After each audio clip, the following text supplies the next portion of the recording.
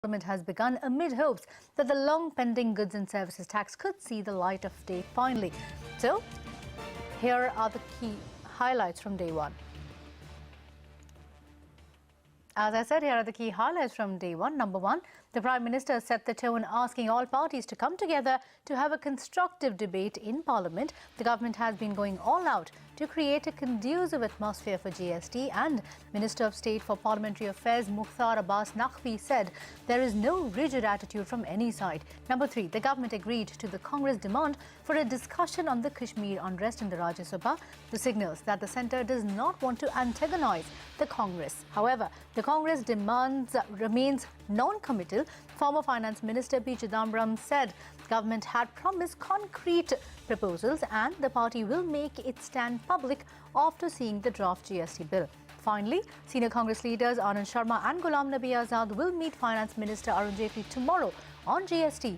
So 10 years after it was proposed, the goods and services tax is possibly closer to reality. मुझे विश्वास है कि सभी दल पिछले कई दिनों से सबसे अलग-अलग बात भी हो रही है, सामूहिक बात भी हो रही है और उससे यही भाव प्रकट हो रहा है कि हर किसी का मूड अच्छे से अच्छे निर्णय करने का है, तेज गति से देश को आगे बढ़ने का है. Mr. Ghulam Nabi Azad and Mr. Anand Sharma have held talks with the Finance Minister, and the Finance Minister has promised to come back with some concrete proposals, presumably in writing. Let's see the draft which they bring and we will respond. It is not an issue between Congress and BJP. All parties must be involved, and there are certain concerns. Even left parties have expressed concerns with regard to fiscal federal structure, center-state relations and the powers of the state governments, and government will have to give due consideration to our concern also. Meanwhile, former Parliamentary Affairs Minister Venkaiah Naidu remains upbeat about the Goods and Services Bill crossing the Rajya Sabha hurdle this session itself. Speaking to CNBC TV 18 Shireen Bhan last week at the Cisco Digitizing India Awards, Naidu said that the people of India want the political class to talk out or walk out, but not break the legislative process. Listen in to what he had to say. GST was originally introduced by the Congress government. It was first introduced by Sri Pranab Mukherjee and he was Finance Minister. Later improved further by Sri P. Chidambaram, Finance Minister. 5 Finance Ministers of different states, they headed Empowerment Committee of this on GST, and they made thorough study of world over what is happening, and they came to the conclusion that GST is the need of the hour. I also had interaction with Anand Sharma ji and also Ghulam Nabi. The response is comparatively positive. I am sure whatever may happen to our headline, but we'll be able to meet the deadline. Okay, so now the one question that is on everyone's mind is, will Rajya Sabha pass the GST bill? One party which has consistently maintained that it has to pass the GST is the Trinamool Congress. We are now joined by Trinamool Congress MP from the Rajya Sabha, Derek O'Brien, and Shireen Bhan is joining in to take us through that interview. Shireen, over to you. Well, thanks very much. Let's go across now to Derek O'Brien. Derek, thanks very much for joining us. The former Parliamentary Affairs Minister Venkaiah Naidu, in his chat with me, has said that options are open to talk it out or walk it out, but not break it out. So as far as the goods and services tax is concerned, do you feel more hopeful that this finally is going to be the session where we are going to see a breakthrough? See, Shireen, I've often said this before, that when the BJP was in opposition, they were blocking GST. Now the Congress have come into opposition. Now they've begun blocking GST. But it's for those of us who are sitting in the middle have been the most consistent. And I think the Congress and the BJP both need to get their act together.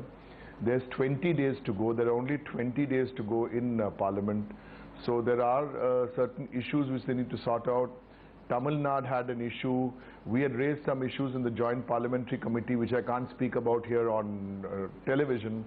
But I think if the Congress and BJP both get their act together, obviously we want the GST to pass. So it's implemented as soon as possible. Well, you know, there was a meeting before on Friday, Derek, and there is another meeting tomorrow between the finance minister as well as the Congress party to try and break the deadlock on the GST. What is the sense that you get? You know, your finance minister in West Bengal, Dr. Amit Mitra, is heading the empowered panel of state finance ministers on the GST. There was a meeting that he held in Kolkata to break the impasse. So do you get a sense also on the back of what Dr. Mitra has been able to achieve at the state FM's level, that the possibility of the GST going through this session is higher? I keep saying this before every session.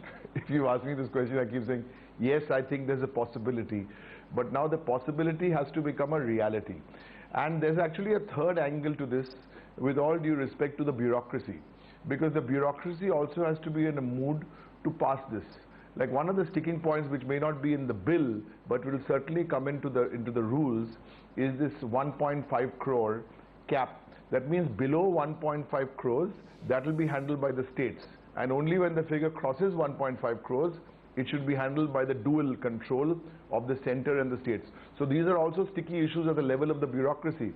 But the Trinamool Congress, and there are many parties who share our view, we have some basic issues. One, in fact, now the AIDA, my understanding is the AIDMK from Tamil Nadu also have the same view, that even to give the money back to compensate the states, there was again a grey area there about may and will.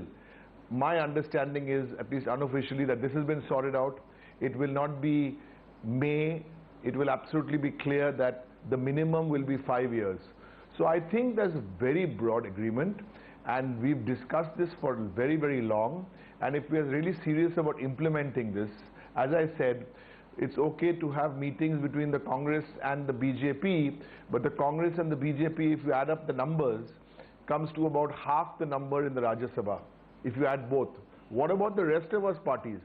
The rest of us parties, be it the SP, the BSP, the JDU, the Trinamool, the AIDMK, the DMK, the NCP, we sit in the middle. We've been most consistent on our views on GST. So now, obviously, our appeal to the government and the Congress is sort it out and let's get on. Derek, I know that the TMC has been consistent in its position on the GST, but let's talk about the arithmetic. The finance minister speaking to me had said that enough is enough. We would like to get the Congress party on board, but if we don't, we will go ahead in any case.